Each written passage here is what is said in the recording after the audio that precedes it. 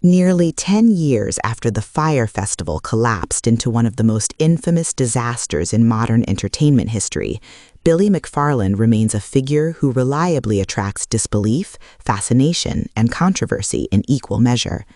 For many, his name is permanently tied to images of unfinished tents, stranded attendees, and the now legendary cheese sandwich that came to symbolize everything that went wrong in the Bahamas in 2017.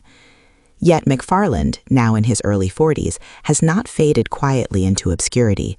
Instead, he continues to reappear with ambitious ideas that blur the line between performance art, marketing stunt, and genuine entrepreneurial attempt. His latest claim may be the boldest yet, a jet ski voyage from the Honduran island of Utila to Venezuela, a journey he says will stretch approximately 1,500 nautical miles across open and often unpredictable waters. If completed, the trip would be physically demanding, logistically complex, and potentially dangerous. If abandoned or derailed, critics argue it would simply reinforce the public perception that McFarland remains drawn to spectacle over substance. McFarland first gained national attention, not through scandal, but through promise.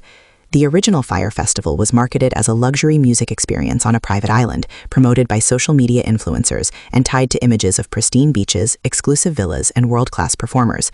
What followed instead was chaos. The festival failed to deliver adequate housing, food, transportation, or infrastructure.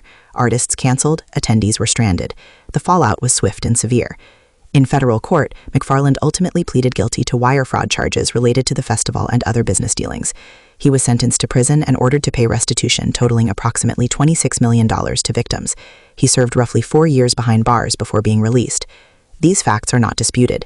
What remains hotly debated is whether McFarland's post-prison projects represent sincere attempts at rehabilitation or simply new variations of the same risky behavior that led to his downfall. According to McFarland, his latest proposal involves departing from Utila, a small island off the coast of Honduras, and traveling by jet ski to Venezuela. He says the journey will not be non-stop. Rather, it will involve rest stops on land, a support vessel trailing behind, and careful monitoring of weather conditions. McFarland claims the goal is not just endurance, but survival. He has described the journey as a test of physical and mental limits, while also positioning it as content for a live streaming audience. Viewers, he says, will be able to watch the trip unfold in real time through a platform that has agreed to compensate him for the broadcast. He has declined to publicly identify the platform. The proposed journey comes amid heightened political tension surrounding Venezuela. McFarland has suggested that he would be among the first Americans to arrive following the arrest of Venezuelan leader Nicolas Maduro by U.S. authorities earlier this month, a claim that, while dramatic, carries symbolic weight rather than legal significance. Venezuela has faced years of political instability, economic hardship, and international scrutiny. Travel advisories and security concerns remain a reality for the region. McFarland insists he is aware of the risks but does not plan to delay the trip indefinitely, stating that he intends to depart as soon as weather conditions allow. McFarland says the journey's endpoint would be Margarita Island, located roughly 24 miles off Venezuela's northeastern coast. There, he claims he hopes to stage an event through a new venture called Finex. According to Finex, it is intended to focus on tourism-driven experiences, particularly in island destinations. He argues that such events can bring economic attention and opportunity to places that are otherwise overlooked. Critics, however, question whether any destination, especially one facing ongoing political and humanitarian challenges, should be tied to an organizer whose track record remains so controversial. Since the Fyre Festival collapse, McFarland has announced multiple projects that failed to materialize.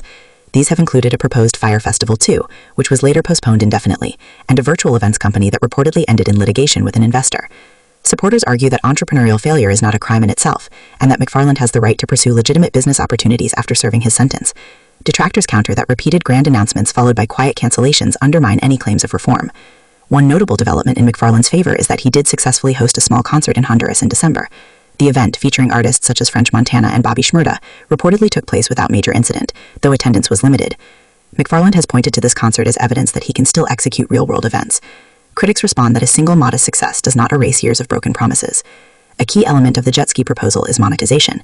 McFarland has stated that he is being paid by a streaming service to undertake the journey, framing the arrangement as legitimate work rather than speculation or fundraising. He has emphasized that he remains obligated to pay restitution, and claims he has made consistent monthly payments since his release. According to McFarland, projects like this are part of how he earns the income necessary to meet those obligations. It is important to note that while McFarland owes restitution, earning income through lawful means is not prohibited. The legal question is not whether he can work, but whether his ventures are transparent and non-deceptive. Beyond events, McFarland has also promoted an online platform called Create Finex. The site allows users to submit ideas for stunts or projects that others can fund. Some proposals reported immediate red flags, including ideas that could be illegal or invasive. After scrutiny, certain submissions were removed. The platform has drawn comparisons to dystopian media portrayals in which individuals perform extreme acts for money or attention. While McFarland insists the platform is about creativity and community funding, skepticism remains widespread. Rebuilding trust after a high-profile fraud conviction is an uphill battle. For McFarland, that challenge is compounded by the fact that his brand is inseparable from one of the most ridiculed failures of the social media age. Every new announcement is filtered through that history. Even legitimate efforts are often met with doubt, irony, or outright hostility. At the same time, McFarland appears acutely aware of his reputation, and at times seems to lean into it, using notoriety as a form of currency in the attention economy. Jet skiing across vast stretches of ocean is not a trivial undertaking. Weather patterns, mechanical failure, physical exhaustion, and maritime safety all present serious risks. McFarland insists he will take precautions, including a support crew and planned stops. Maritime experts note that even with preparation, long-distance personal watercraft journeys are inherently dangerous. Whether the plan represents reckless bravado or calculated endurance theater remains to be seen. McFarland has argued that his events and ventures can bring tourism to struggling regions. In theory, tourism can provide economic benefits. In practice, it requires careful planning, local cooperation, and ethical consideration. Some observers question whether a controversial figure staging attention-driven events truly benefits host communities, or merely uses them as backdrops for personal redemption narratives. Adding another twist to the story, McFarland sold the Fyre Festival brand on eBay last year for approximately $245,000. The sale symbolized both an attempt to move on and a reminder that the name still carries market value, even if largely as a cautionary tale. McFarland's proposed jet ski journey is about more than distance or endurance. It is a referendum on whether the public believes in second chances, and whether spectacle can coexist with accountability. To supporters, the plan represents a man trying to work, repay his debts, and redefine himself through effort rather than deception. To critics, it is yet another attention-seeking maneuver that risks harm while offering little tangible benefit beyond clicks and headlines.